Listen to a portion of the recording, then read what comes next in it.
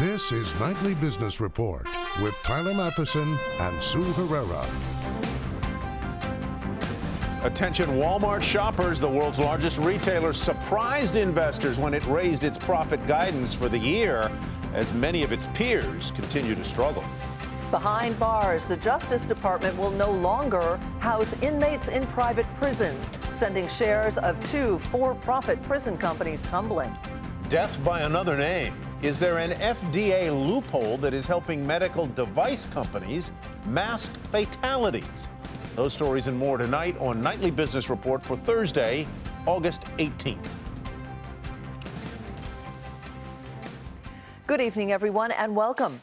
Ringing up sales. It seems like it's been quite a while since Walmart's been able to say that, but it rang true in the most recent quarter. The world's largest retailer reported its biggest same-store sales gain in 4 years and topped both earnings and revenue expectations. It also did something many other retailers are struggling to do. It attracted more shoppers to its stores. And the company lifted its profit outlook, saying things are looking up for the rest of the year as well. Shares rose nearly 2%, making it the best performing Dow stock today. Courtney Reagan takes a look at what's going right for Walmart. It doesn't look like Target and Walmart operated in the same quarter. Like Target, Walmart did beat on earnings, but that's where the comparisons end. Walmart's comparable sales were the strongest in 3 years on the 7th straight quarter of growing shopper traffic. Conversely, Target's comparable sales fell for the first time in 2 years on the lowest traffic level in a year and a half. Further, Walmart raises its full-year forecast while Target lowers guidance. What's the reason for the divergence? Overall, they got traffic. If you look at the traffic that Walmart got, it was very impressive. You've had consecutive quarters of traffic increases. The outlook is good. And frankly, they had very good category performance in terms of the breadth of category performance.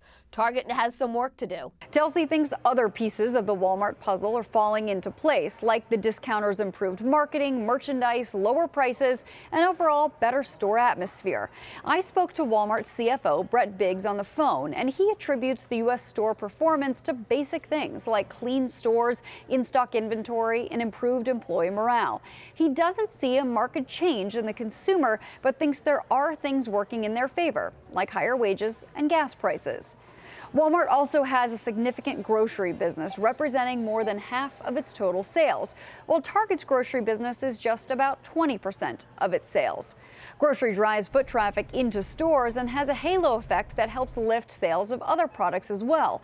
Walmart has been expanding its organic and locally sourced food offerings and is also expanding its order online pickup in-store grocery program, which it says has been well received by shoppers. Grocery has also been a category Target is working on, but the retailer said Thursday that it's revisiting its strategy with food. On a media call, Walmart U.S. CEO Greg Foran says Walmart doesn't break out specific numbers from electronics, but it feels the performance across all categories was very steady, food or general merchandise. That again is different from Target, which said electronic comparable sales fell double digits, with a third of the drop due to weak sales of Apple products. Looking ahead, Foran told reporters Walmart is feeling, quote, pretty good about going into the holidays. We're in better shape, cleaner, and better prepared. For Nightly Business Report, I'm Courtney Reagan. The quarter, however, was not as strong for the Gap. Sales growth declined, and the retailer said its outlook for the year would come in below analyst expectations. Sales were down at Banana Republic as well as at the namesake store, Gap, and were unchanged at Old Navy, despite customers favoring value. Shares were volatile, as you see right there in after-hours trading.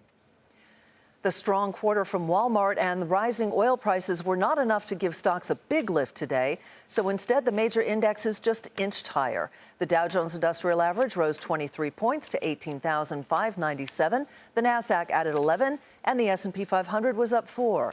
As for oil, prices rose for the 6th straight day to more than $48 a barrel. The head of the New York Fed is upbeat on the economy and where the job market is headed. At a briefing with reporters, Bill Dudley reiterated his stance that job gains remain sturdy and explained why he watches the labor market so closely. At the end of the day, I mean, I put a lot less weight on the GDP print than I do on what's actually happening in the labor market for a couple of reasons. One, the labor market data I think is more reliable. I think we count the jobs better than we add up GDP. And number two, that's really the thing that we're targeting. We're not targeting GDP growth. We're targeting maximum sustainable employment in the context of price stability. Dudley also said he sees second half economic growth, whatever the reliability of the print, coming in stronger than the 1% annual growth rate in the first 6 months of the year. The number of Americans filing new applications for unemployment benefits declined last week. Initial claims for jobless benefits fell 4,000 last week. That report is considered a proxy for layoffs across the country. Housing has been one of the economy's bright spots, but there are still substantial pockets of pain. As Diana Olick reports, a sizable number of borrowers remain underwater on their homes.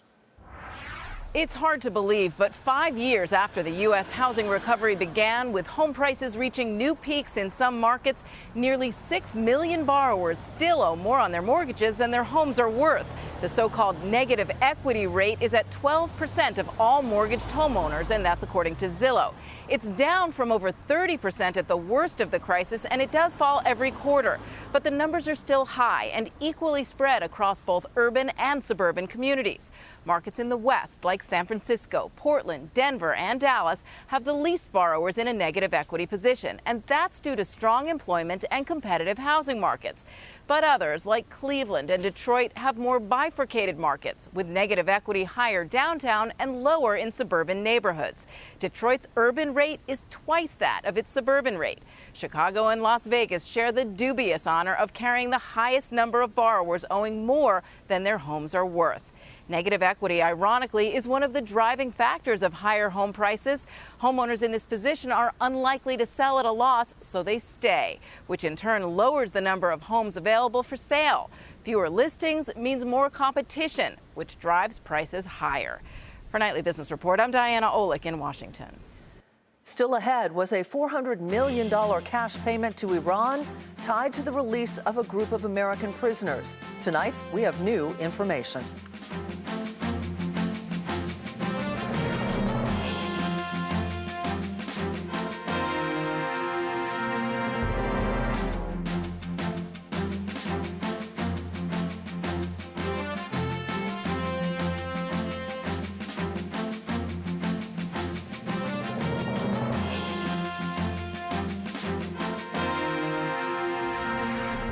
A new development in the cash payment to Iran that we told you about earlier this month. The State Department today said that the $400 million was tied to the release of the 4 American citizens, but it may be a little bit more complicated than that. Eamon Javers is following the story for us from Washington. Eamon, the State Department did have more to say on the matter. What is the latest? Yeah, that's right, Sue. In briefing reporters earlier today, John Kirby, the spokesman for the State Department, had this to say. He said, with concerns that Iran may renege on the prisoner release, we of course sought to retain maximum leverage until after American citizens were released. So the whole question here is whether or not this was a ransom payment. President Obama, speaking back on August 4th, had this to say. He said, we do not pay ransom for hostages. He also said, though, that in the course of this overall negotiation in terms of the Iran nuclear deal, the ability to clear accounts on a number of different issues converged right at the same time, Sue. So when does leverage cross that line and become something else, something that sounds or feels or looks like ransom? Boy, it is a real semantic debate right now. And Republicans on Capitol Hill are saying, look, if it looks like a duck and it sounds like a duck, then it's a duck. The Obama administration says that it's not ransom for this reason, even though the timing was clearly contingent. They would not pay the money until the prisoners were released, until their plane was out of there. It's not ransom because this was Iranian money to begin with. Remember, the money here came from the Iranian government before the revolution back in 1979, was frozen in the United States, and the Iranians have been trying to get it back for all these years. So that was a separate negotiation that took place on a separate track, the Obama administration says. I think we're going to hear a lot about this tomorrow, Eamon. I bet we will. Thank you so much, Eamon Javers in Washington. Private prison stocks found themselves in the slammer today. This after the Justice Department said it plans to end use of private prisons for federal inmates because they are less safe and less effective than those run by the government. That sent shares of Corrections Corp of America and Geo Group, two of the largest private prison companies, plunging. Diana Gosofsky has the details. The Justice Department says it will end its use of private prisons, meaning their contracts for these controversial facilities would not be renewed. But why now? What the research has shown for quite some time is that private for-profit prisons often cut corners on staffing and other basic services, and that's led to negative impacts on safety. So we see very high rates of assaults in these facilities. And so the decision today is one that we believe is very good and encouraging, and in some ways is long overdue. The decision comes on the heels of a damning report released just last week by the DOJ's Office of Inspector General, which found that contract prisons were overall more dangerous and less efficient than comparable Bureau of Prisons facilities. We found that in most key areas we looked at, these contract prisons had a higher rate of safety and security incidents. What seems to be a recurring pattern. In recent years, disturbances in several contract prisons resulted in extensive property damage, bodily injury, and even the death of a correctional officer. According to the Inspector General, the Bureau of Prisons currently uses 14 contract prisons, housing 22,000 federal inmates, costing taxpayers more than $600 million per year. Most of the inmates classified as low security. The Justice Department is calling this the first step in the process of reducing and ultimately ending the use of privately operated prisons. Experts we spoke with said they viewed this decision as part of a larger trend, the country pivoting away from mass incarceration. Others said although this is a blow to the private prison industry in the short term, the long-term impact remains unclear, especially because most prisons in the United States are operated not by federal, but by local and state governments. And of course, the next president could reverse the decision as well. For Nightly Business Report, I'm Dina Gosofsky. Scott Cohn has covered the prison system for years, and he joins us now from San Jose. Scott, it's always good to have you join us.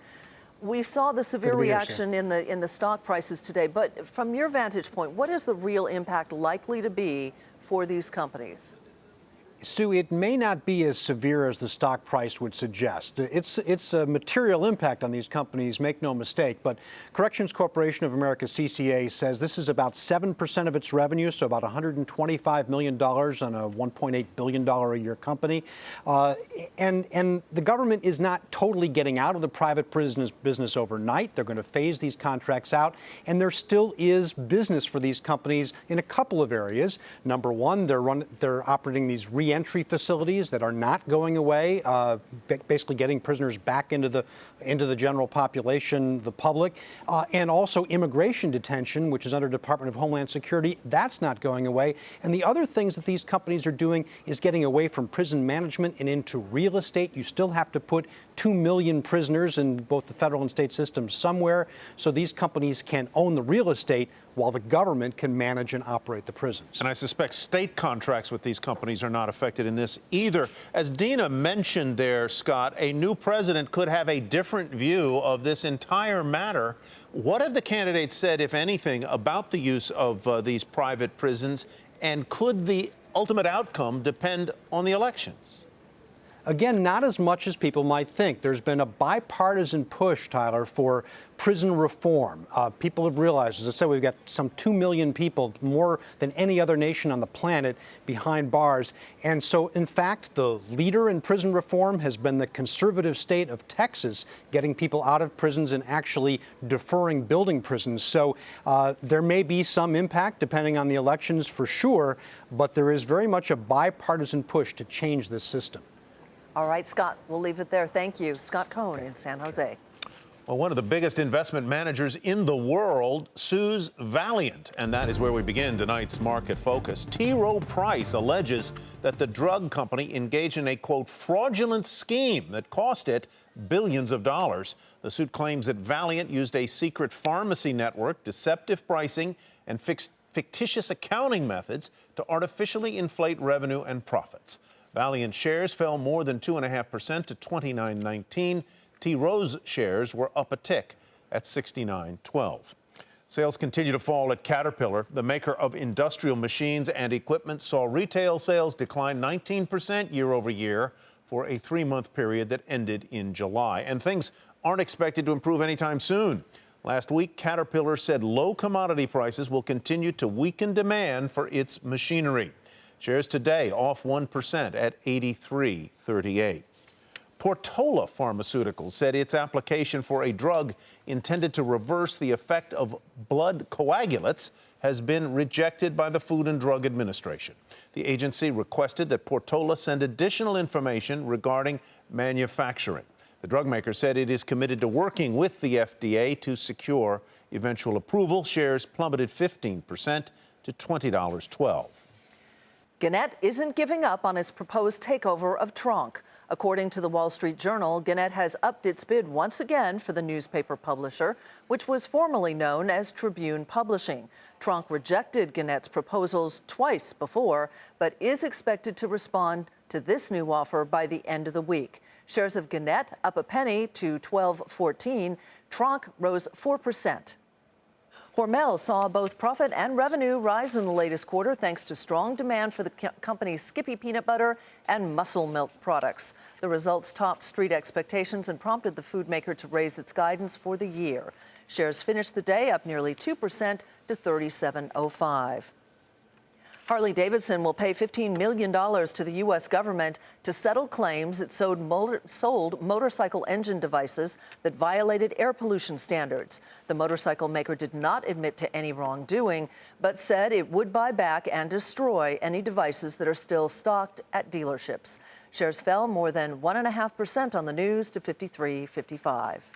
When is a death not a death? A joint investigation by CNBC and our partners at NBC New York found that medical companies are classifying thousands of patient fatalities as injuries. And the FDA says it's okay. They're referring to death by another name, but critics say it could mask real health problems. Investigative reporter Chris Glorioso has our story. You know, we're still in shock. It's a never-ending nightmare. I'll never forget this. As long as I live, he called me. He said, "Nana, my mama has died." She is a mother convinced this medical device played a role in her daughter's death. It's called the vagus nerve stimulator, or VNS. And back in 2010, Oklahoma's Shelley Wilhite thought it was the cure for her epileptic seizures. The device is designed to generate small electric shocks that block seizures. But 4 months after surgery, on a Friday afternoon, Wilhite's family says she started feeling abnormally painful shocks. With VNS, you're not supposed to feel anything. She called me and said that it shocked her really bad and it almost dropped her to her knees. Wilhite planned to call the doctor on Monday, but she never made it to Monday. She died on Sunday. On Sunday. Wilhite's daughter found her dead on the bathroom floor. Her cause of death, cardiac arrest brought on by a suspected seizure. I don't think we'll ever get over it. Shelley Wilhite wasn't the only one complaining about the nerve stimulator. By the time she died, the Food and Drug Administration had received thousands of reports of problems with the device. And some of those reports had a startling discrepancy. I absolutely had to do a double take. There are a lot of reports in there that really made me question the integrity of the reporters. Madrice Tomes is a former FDA consultant who now runs a company called Device Events, which offers a simplified way to search FDA safety data. She scoured through 30,000 VNS safety reports going back to 1996, and she found 38 patient deaths reported as injuries or malfunctions. They include 5 patients who developed fatal pneumonia, but the deaths were labeled as 4 injuries and 1 malfunction. In another example, a VNS battery depleted with 0 years remaining. The patient died, but the event was called an injury. When you saw a report that mentions a patient's death but was categorized as an injury, what did you think? I was very alarmed. Did you find that deceptive? Yes. Medical device makers are supposed to report any event that reasonably suggests a device may have caused or contributed to a death or serious injury. Checking the death box is not an admission of fault. Despite that, Tomes says companies sometimes downgrade patient deaths, arguing the fatalities are unrelated to the product. She says that can throw regulators off the trail of health hazards. The way that the FDA reviews the reports is in order of importance by the classification that's checked on the form. And so if it's an injury or malfunction, it could take them weeks to months to get to reading them. Cyberonics, the company that makes the nerve stimulator, said 3 of those pneumonia deaths were properly reported, and the other 2 reports were human errors. But the company also conducted an internal review, finding a total of 108 misclassified deaths, some going back to 2005. Cyberonics told us it never purposely manipulated safety data, and those errors comprise less than 1% of the company's safety reports, concluding there have not been any significant misclassifications.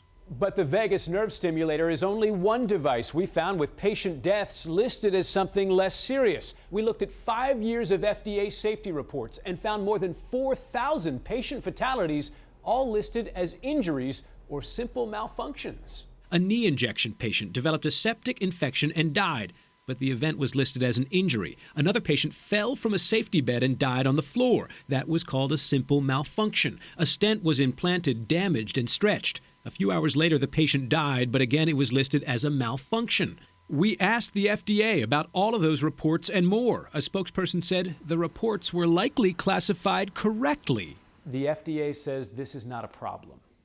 What do you say? I think that when you have a lot of patients being injured and a lot of deaths occurring, that it's always a problem. The family of Shelley Wilhite sued Cyberonics, whose parent company, LivaNova, is publicly traded. But that company has effective immunity from liability suits because the nerve stimulator was approved through the FDA's most stringent process. Now, the FDA stressed companies are allowed to classify a patient fatality as an injury if there's not enough information to establish causality. The agency also said it has analytical tools to spot deaths, even if they're not labeled as deaths, and those labels aren't the only way that analysts prioritize their work. So, Chris, who is doing the categorizations here? Is it a physician? Is it a company individual? Who? Well, that really is one of the major questions here, and the critics would point out most of the time it is actually the manufacturer that writes these reports and has the discretion to decide whether a device caused an injury, caused a death, or didn't cause anything. Some people say that's a conflict of interest. Did you or your source find any cases where they actually did say it was death? Oh, certainly. There are many cases where companies report deaths as deaths, but we found many more. I should say, we found most cases deaths are reported as deaths, but we found, as you saw, more than 4,000 where patients die, but those deaths are not reported as deaths. All right, Chris, thank you very much. Really good reporting. Chris Glorioso, we appreciate it. Still ahead, shifting gears, is a fleet of self-driving cars coming to a city near you.